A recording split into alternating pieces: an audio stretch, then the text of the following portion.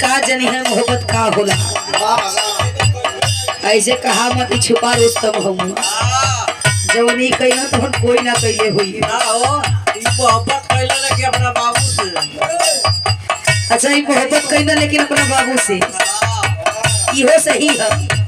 माई बाबू से मोहब्बत जेके बा ये दुनिया में सबसे महान हस्ती बा। ए भैया हो ओ लड़का या लड़की में बेपनाह मोहब्बत बा। एक दिन दूरी बनता उ लड़का बा कहला जाए सनम बेवफा जवन कइलो ठीक है कइले बाड़ी ई ना चाहत रहे। कहता का कहता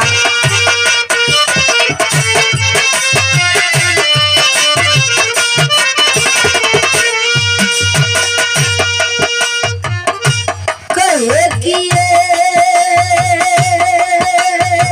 रानी हो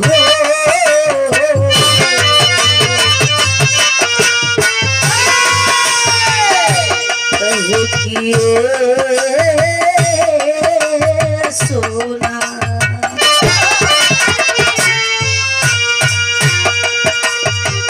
खा गई जिंदगी हो जा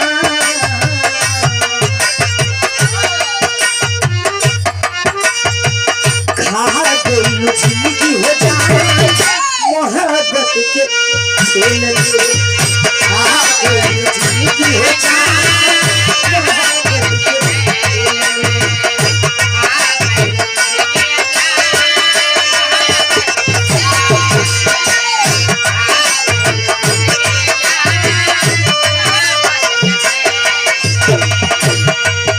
जिंदगी हो जा जिंदगी हो जा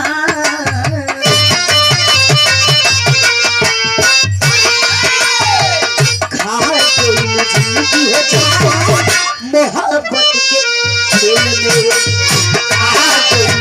हो जा मोहब्बत के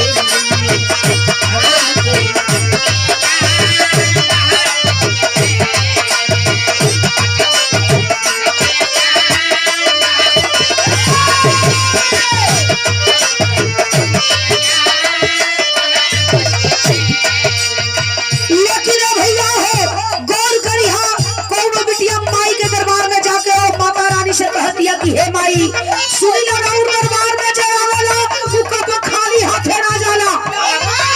बिटिया हाथ जोड़ के माई से फरियाद करतिया।